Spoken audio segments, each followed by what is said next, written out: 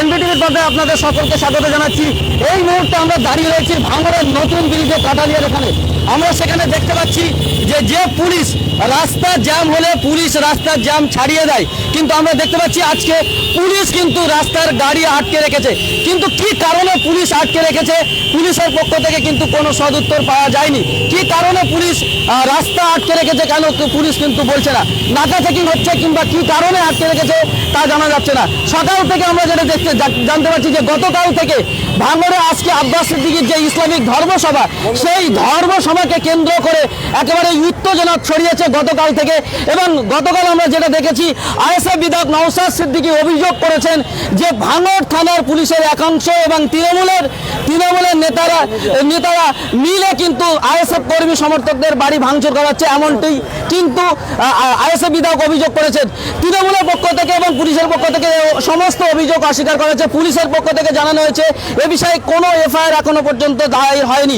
তবে আজকে আব্বাস সিদ্দিকী ঠিক সবার আগে থেকেই ভাঙড়ের বিভিন্ন মোড়ে দেখতে পাচ্ছি যে পুলিশ কিন্তু সেখানে টহলদারি করছেন, বিভিন্ন মোড়ে কিন্তু পুলিশ রয়েছে।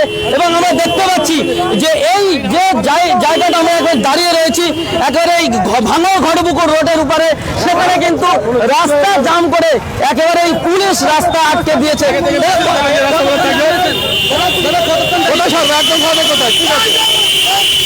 কতক্ষণ দাঁড়িয়ে আছেন আপনারা? 2 ঘন্টা ধরে। কেন আটকেছে পুলিশ? রাজনীতি করছে পুলিশই, অন্য কোনো রাজ্য জোরে কি জন্য আটকেছে দেখতে পাচ্ছি। পুলিশ কিন্তু কোনো উত্তর দিচ্ছে না কেন রাস্তা আটকানো হয়েছে, পুলিশের পক্ষ থেকে কিন্তু কোনো রকম জবাব মিলছে না। আমরা পুলিশের কাছ থেকে জানার চেষ্টা করব, স্যার কি কারণে রাস্তা আটকানো হয়েছে জানতে চাইছে। স্যার কি কারণে রাস্তা আটকানো হয়েছে যদি একটু বলেন। ঢাকা থেকে চলছে কি কারণে আটকানো হয়েছে স্যার? বলছি কি কারণে আটকানো হয়েছে একটু বলবেন স্যার। পুলিশ তো সাধারণত রাস্তার জ্যাম ছাড়াই আপনার একদম ঠিক, আপনি যেটা বলেছেন আমি আপনার সঙ্গে একমত। পুলিশ সারাক্ষণ গাড়ি রাস্তা জ্যাম ছাড়ায়।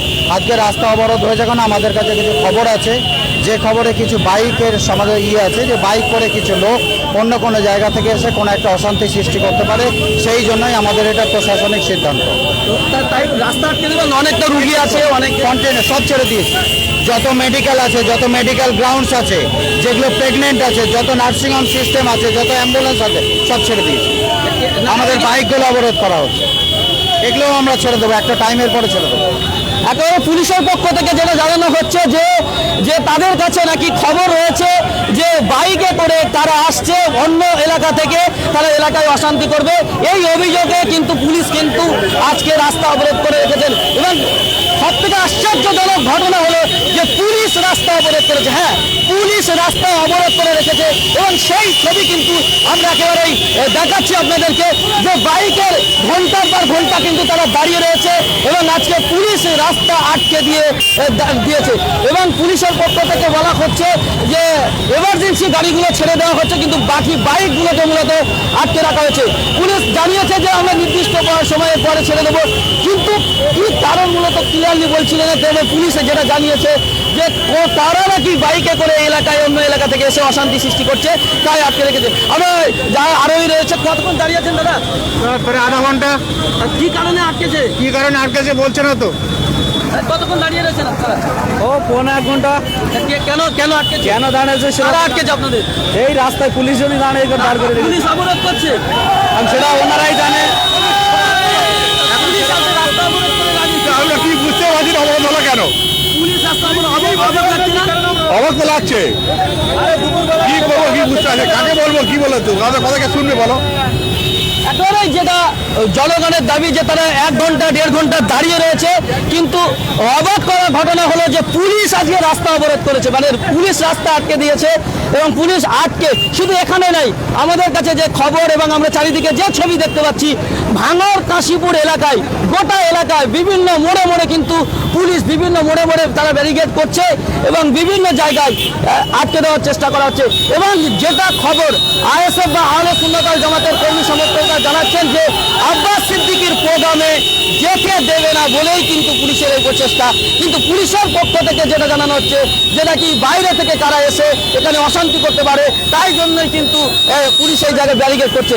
এবং এই মুহূর্তে আমরা দেখতে পাচ্ছি যে একেবারে ব্যাপক লম্বা লাইন। আমরা যে আমাদের কাছে যে যতটুকু খবর এখন সেই প্রায় কাটালিয়া হাই স্কুল মোড় পর্যন্ত কিন্তু এইভাবে পিছনে জ্যাম, ব্যাপক জ্যাম হয়ে রয়েছে।